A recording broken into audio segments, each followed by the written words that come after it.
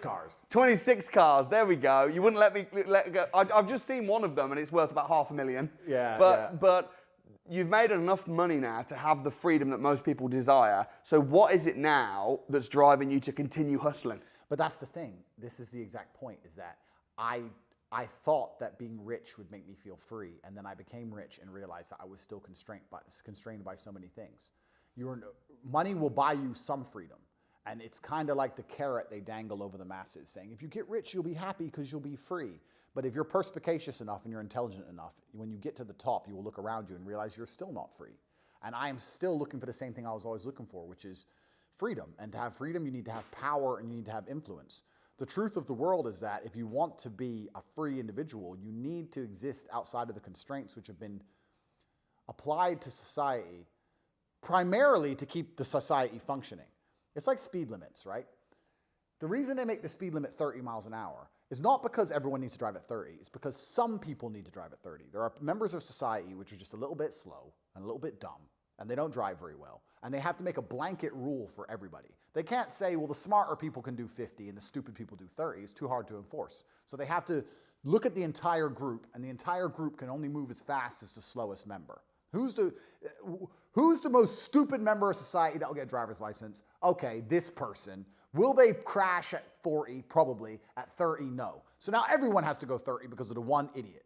This is how society works, right? And as I got rich and as I got more powerful, I've realized that all rules are like this. Every single rule they make is like this. It's designed with the most stupid, basic, average people in mind, the most low IQ, uninteresting, the most dullard individuals are the people who are dictating the pace at which life is lived if you're a peasant or a peon amongst the system which is bestowed upon you by the elites. And I refuse to do that. Every single person who is truly free on this planet ignores the laws and they ignore the rules because the rules are not made for them. The rules are made for the people they see as below them. And as I got money, I started to make money and everything was fine.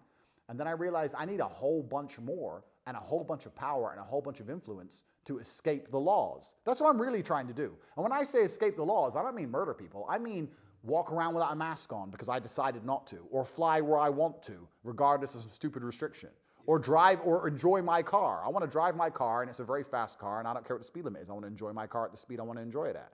And all of this can be done with enough power and enough influence. But money's only the start of that. Then you have to network. Then you have to make powerful friends. Then you need to, you need to be, it's kind of crazy to me. You know what's crazy to me? I started at the very, very bottom, right? Now I'm at pretty high up. Like, I just bought a Bugatti. So when I bought my Bugatti, I went to the Bugatti dinner. There's a dinner for Bugatti owners. I'm sitting there with a Russian oligarch and a sheikh and like this other guy worth 400M and all these Bugatti owners and me. And I'm sitting there. And it's so interesting to me that I went from conversations on a council estate with like 4 or 5 of my boys in Luton up to like Bugatti owners and 4 or 5. And I've listened to every conversation all along the way. And once you get up to the top, there's a lot of conversation very much about the fact that the best thing about being rich is just ignoring the law. That's the whole point of being rich for these people. That's the whole point of it. And people don't seem to understand this. They seem to think that the reason they think this is because they're told this, because the lie is purported to keep the peasants in check. Because if the people who were genuinely doing the real hard work out here understood how much the people at the top ignore every single restriction in law, there'd be mass riots near overnight. These people they do whatever they want. If the punishment for a crime is a fine, then the activity is legal for a price. Right. Well, the thing is when you're parking, when you get parking tickets, sometimes I think, well, the fine is £25. It's going to cost me £5 to pay for the parking. Yeah. The time it's going to take me to pay, I'd rather just take the risk and get the fine. That's right. And it's the same on a larger scale. You can extrapolate that out. So look at a bank. Look at when a bank decides to do some malpractice and make $1 billion and then pay a $200 million fine. Yeah, and then and this money, where does this money come from? Well, it's either created by the Fed, which inflates the currency and damages the normal taxpayer, or it's added to the national debt, so the taxes go up, which damages the normal taxpayer, or it's taken from normal taxpayers. Like, these are people, a bank doesn't just generate $400 million from the sky. No, it takes it from all of these people at the bottom, all of them. And then they're sitting there going to the grocery store going, oh, groceries are getting expensive, but maybe if I vote for this guy, he'll save me. It's all a con. It's all a lie. You're either powerful and important or you're not. And the way you become powerful and important is one, wealth, money helps. Yeah. But as I've got rich, I've realized that's not enough. You need to have very, very powerful friends. There's a reason why governments lobby. There's a reason why rich people support political parties. There's a reason why these governments, these companies throw money towards governments and lobby, especially in the United States. Yeah, because you're trying to buy power. Yeah. That's all it's really about. I didn't want to be rich. I wanted to be powerful. I'm rich now. I have enough money to do whatever I want. Yeah, fine. That's great. But there's no such thing as enough power. I have quite a lot of power. I would like to consider myself a very powerful individual. I'd certainly be a very, very dangerous enemy.